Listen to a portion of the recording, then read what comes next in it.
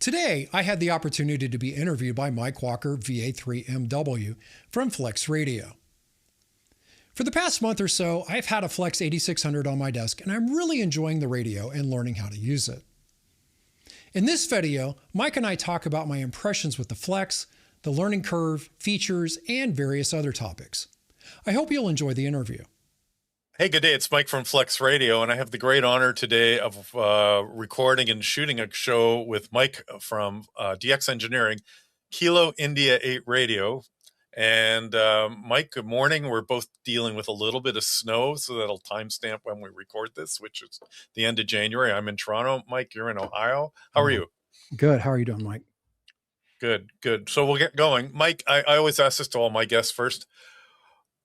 What dragged you into ham radio really quickly? Well, okay, so let's talk about that, because this radio behind me, the Calicrafters SX210, is probably that, and the fact that I have an uncle, or had an uncle who passed away about 10 years ago, who was in the hobby. But my parents told me that when I was 2 or 3 years old, I'd stand in front of this radio for hours and twist the knobs on it. So that probably got me into it.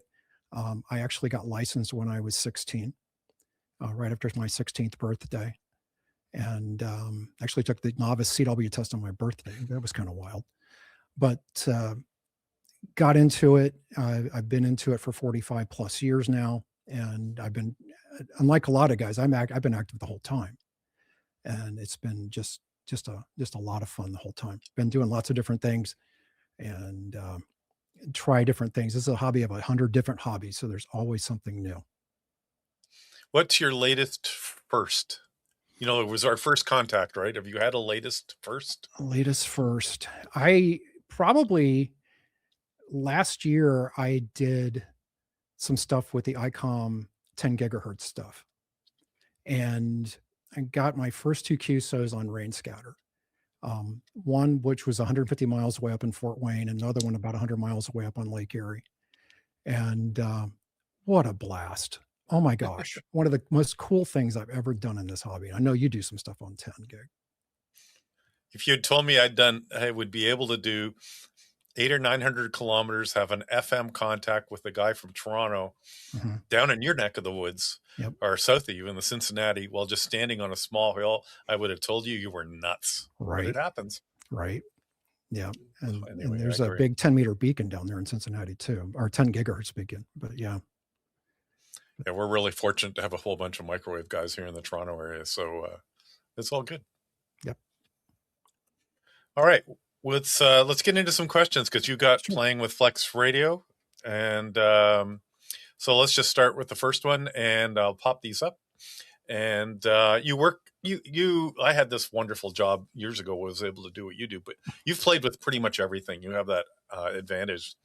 What's the first thing that stood out the first time you put one on the air? So, okay, so I've owned, as you can see behind me, I've owned probably, I don't know how many radios over the years. And I still own quite a few. I have this thing called gear acquisition syndrome.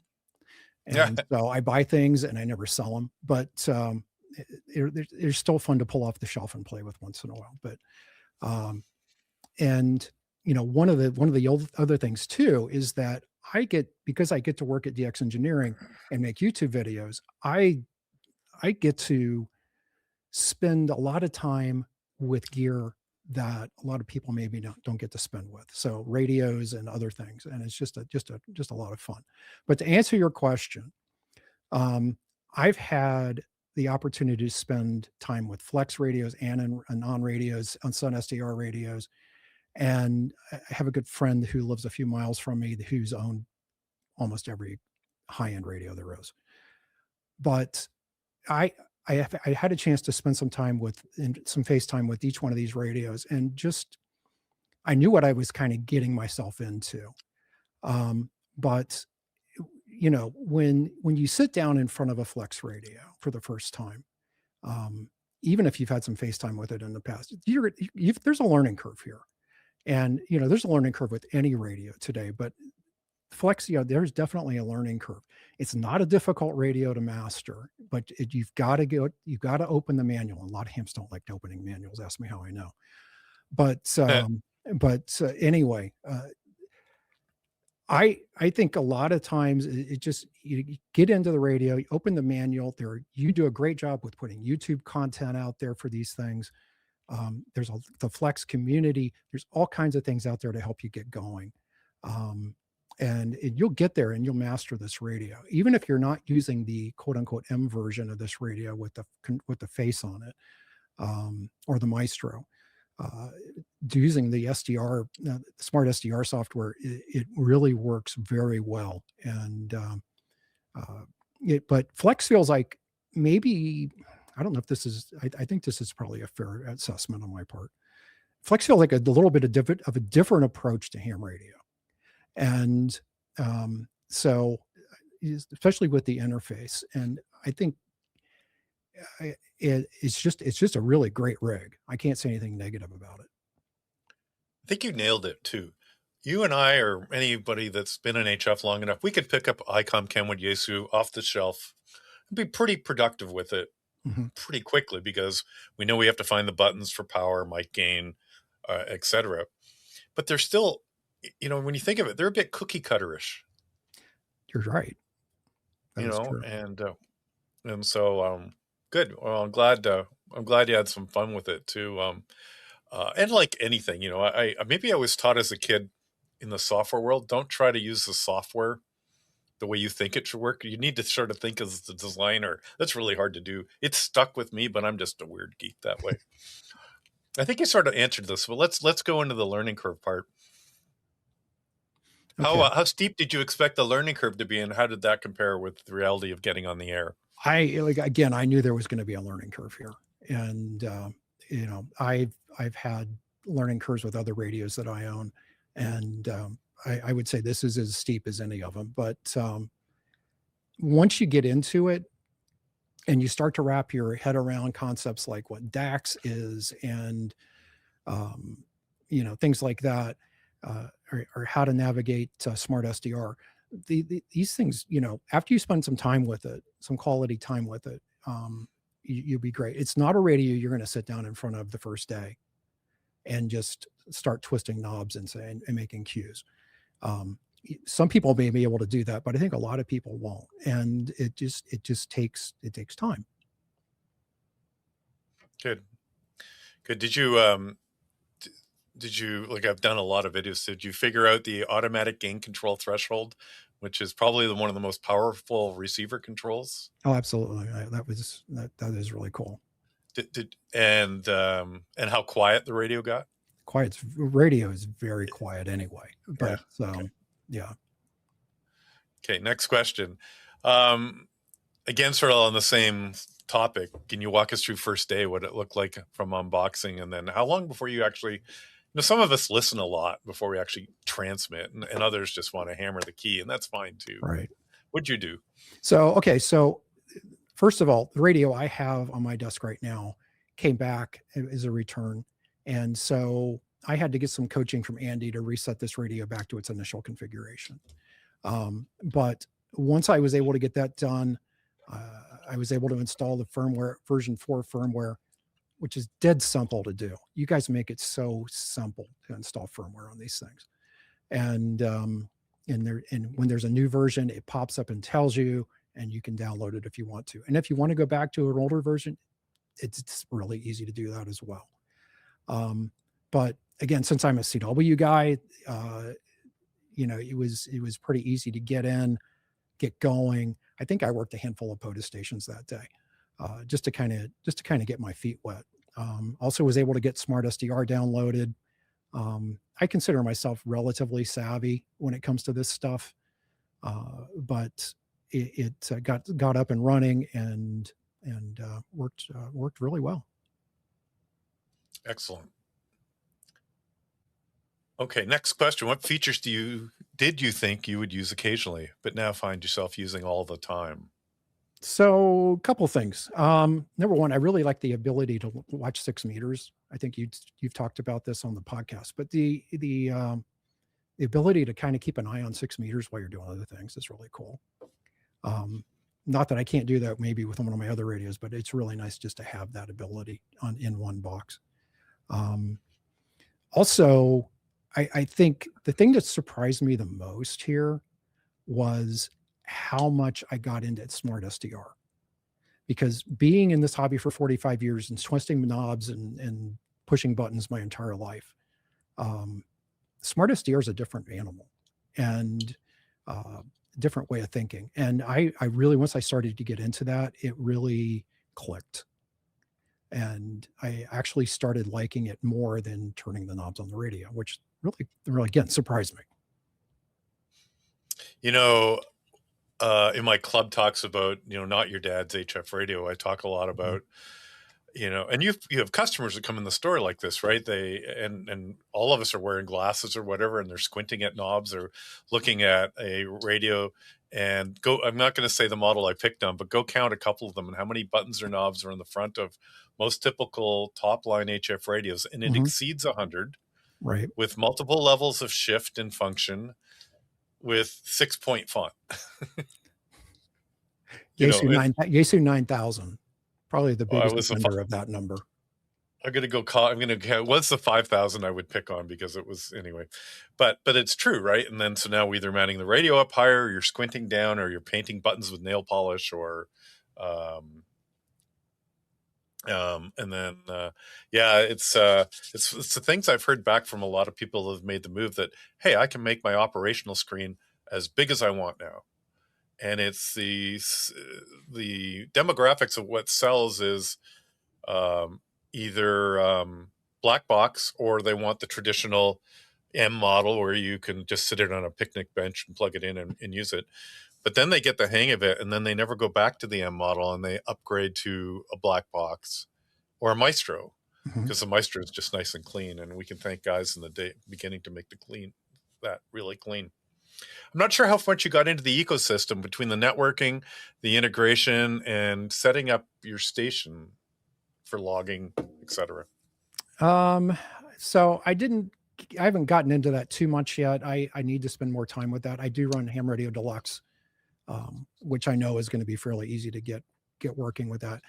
I'm not a digital guy, so WSJT is not going to buy me anything, but a lot of guys love it. That's awesome. It's not me. But I know that that DAX makes it really, really simple. And you did a great video explaining how all that works. And I recommend that to anybody who gets a Flex. It really just breaks it down and explains it. And if you're a digital guy or a RIDI guy who likes to contest, that makes all the sense that does. So, yeah. They did a good job with DAX and CAT, because now we're not limited to running everything on one computer, and everything still works, whether it's some old MMTTY program.